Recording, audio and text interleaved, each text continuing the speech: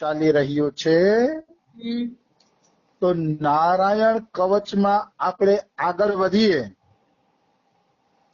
તો આપણે ત્યાં પહોંચ્યા છીએ કે હયગ્રીવ ભગવાન માર્ગમાં ચાલતા સમયે કોઈ દેવ મૂર્તિઓને નમસ્કાર આદિ ન કરીએ તો એના અપરાધથી અમારી રક્ષા કરે.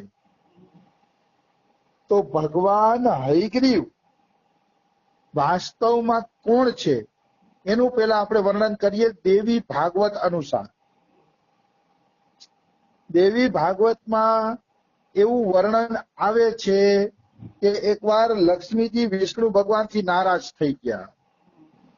કોઈ કારણસર નારાજ થઈ ગયા, એ કારણ મને યાદ નથી, પણ કોઈ કારણસર લક્ષ્મીજી નારાજ થઈ ગયા અને વિષ્ણુ ભગવાનને શ્રાપ આપી દીધો કે તમારું ગળું કપાઈ જશે. એક દિવસ નિશ્ચિત તમારું ગળું કપાઈ જશે, એમાં કોઈ શંકા નથી. આવો શ્રાપ આપી દીધો. હવે ભગવાન વિષ્ણુ એકવાર ધનુષની અણીને દાઢીએ અડાડીને સૂતા હોય છે. તો ધનુષની અણીને દાઢીએ અડાડીને સૂતા હતા ને, એક ઉંદેડાએ ધનુષની દોરી કાપી નાખી. દોરી કાપે એટલે ધનુષ ઉછળે ને, કારણ કે તાણીને બાંધ્યું હોય. એટલે ઉંદેડાએ ધનુષની દોરી કાપી એટલે ધનુષ ઉછળું એમાં વિષ્ણુ ભગવાનનું ડોકું કપાઈ ગયું. ડોકું કપાઈ ગયું ને એટલે એ વિષ્ણુ ભગવાનના ડોકા ઉપર ઘોડાનું ડોકું જોડવામાં આવ્યું, એટલે એનું નામ પડ્યું હયગ્રીવ ભગવાન. હય એટલે ઘોડો. આ રીતે હયગ્રીવ ભગવાનનો જન્મ થાય છે. અને હયગ્રીવ ભગવાન બ્રહ્માજીના વેદો ચોરી જાય છે. એક રાક્ષસ, એનું નામ પણ હયગ્રીવ જ હતું.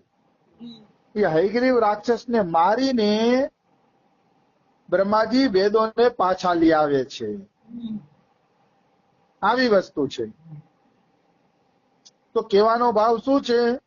કહેવાનો ભાવ એ છે કે હયગ્રીવ ભગવાન ને વચ્ચે રાખે છે કે અમે ક્યારેય મંદિરને નમસ્કાર ન કરીએ કે અમારી જાણ બહાર કોઈ મંદિર વયું જાય તો એ અપરાધથી હે ભગવાન હયગ્રીવ તમે અમારી રક્ષા કરજો.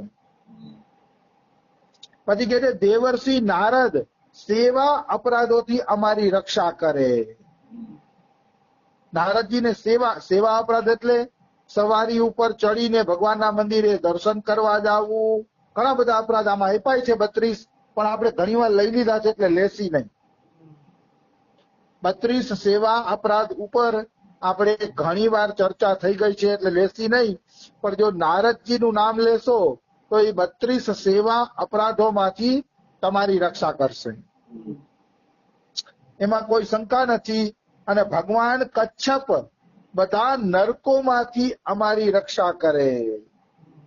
નારાયણ કવચમાં જુઓ તમે, ધ્યાન દેવા જેવી વાત એ છે કે ભગવાનના 24 અવતારને યાદ કરવામાં આવ્યા છે. અને એ 24 અવતારને આપણી અલગ અલગ રક્ષા કરવા માટે નિયુક્ત કરવામાં આવ્યા છે. એ છે નારાયણ કવચની વિશેષતા.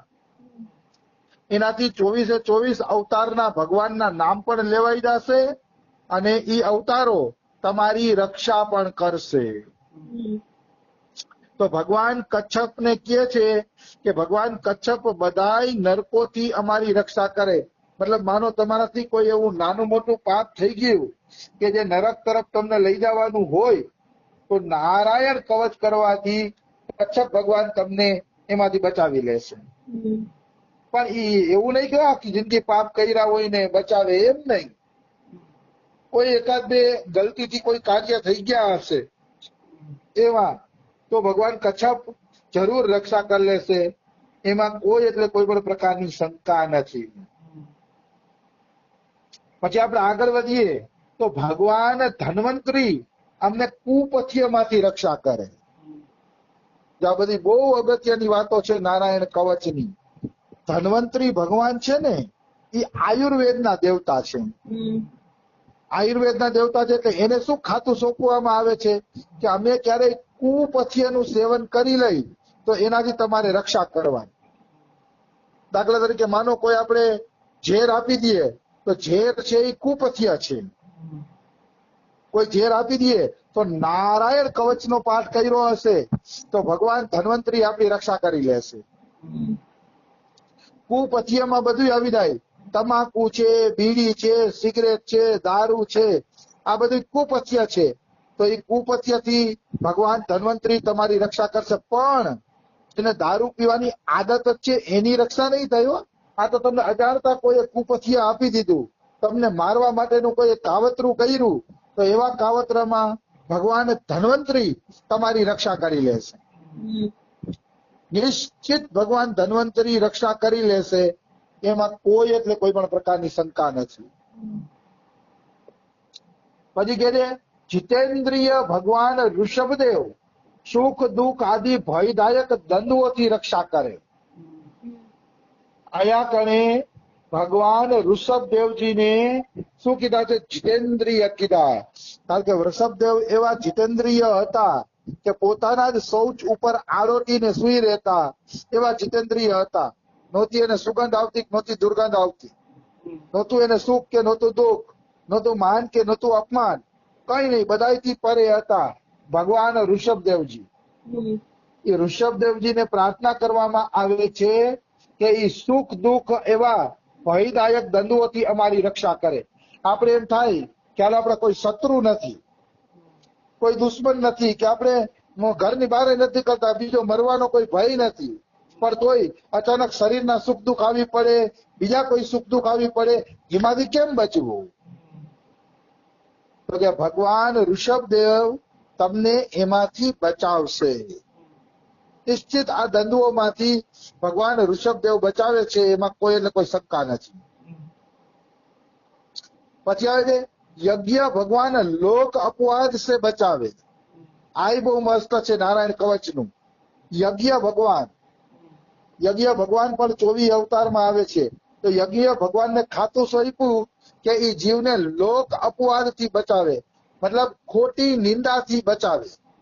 માનો તમે કોઈ પાપ કર્યું નથી, પણ તમારી ખોટી નિંદા થવા માંડી કે ફલાણા વ્યક્તિએ આ પાપ કર્યું છે, તો જો નારાયણ કવચનો પાઠ કરતા હશો ને, તો બધા લોકો એમ કહેશે કે ના ના ના ના, એ પાપ કરે જ નહીં, એનું નામ ન લ્યો, એનું નામ ન લ્યો.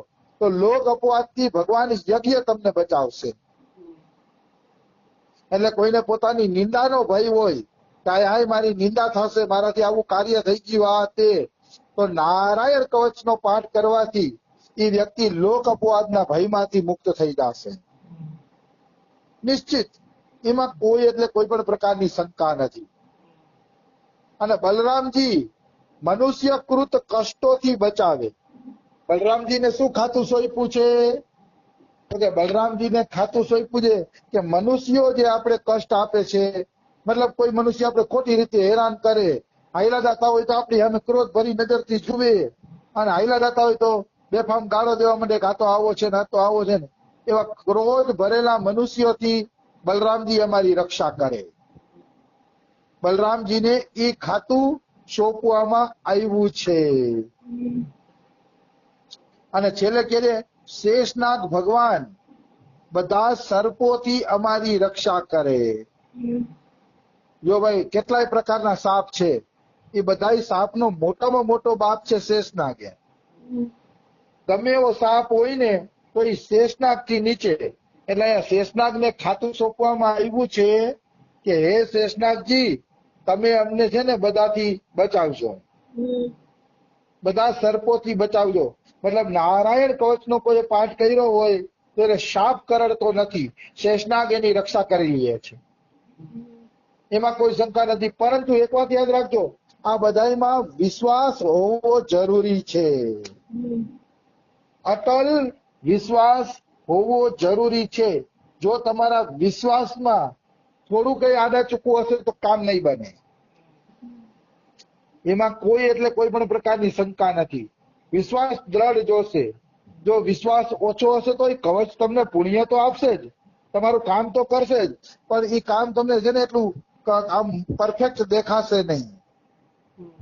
બાકી તો આમાં ભગવાનનું નામ લીધું હોય એટલે ભગવાનનું નામ કંઈક ને કંઈક તો કામ કરે જ, એવું ન હોય કે કામ ન કરે, પણ પરફેક્ટ એનું રિઝલ્ટ પછી આપણે દેખાતું નથી. આવી વસ્તુ છે. એટલે વિશ્વાસ રાખીને કવચ કરવો જોઈએ. એના બધી જગ્યાએ વિશ્વાસની જરૂર પડે છે. આપણા શાસ્ત્રોની કોઈ પણ વાત હોય એ વિશ્વાસ વગર કામ કરતી નથી. આવી વસ્તુ છે. એટલે વિશ્વાસ બધી જગ્યાએ જરૂરી છે. હવે આવે છે ભગવાન શ્રી કૃષ્ણ દ્વૈપાયન વ્યાસજી અજ્ઞાનથી અમારી રક્ષા કરે. તમે જુઓ આમાં બધાને ખાતા બહુ દિવ્ય રીતે હોપેલા છે. જેનું જે કામ છે ને એ જ ખાતું હોઈપું છે. ધન્વંતરીને જો રોગ દૂર કરવાનું જ ખાતું હોઈપું છે. જે છે એવું જ ખાતું હોઈપું છે. હવે વેદવ્યાસજી શું છે તો કે વેદવ્યાસજીએ 18 પુરાણની રચના કરી અને જગતના અજ્ઞાનના અંધારાને દૂર કર્યું. એટલે અહીંયા નારાયણ કવચમાં વેદવ્યાસજીને એ જ ખાતું સોંપવામાં આવ્યું છે કે કૃષ્ણ દ્વૈપાયન વેદવ્યાસજી અજ્ઞાનથી જીવોની રક્ષા કરે. જો હવે હું તમને આનો ગૂઢ અર્થ સમજાવું, આમાં ઊંડા ઉતરવાથી એક ગૂઢ અર્થ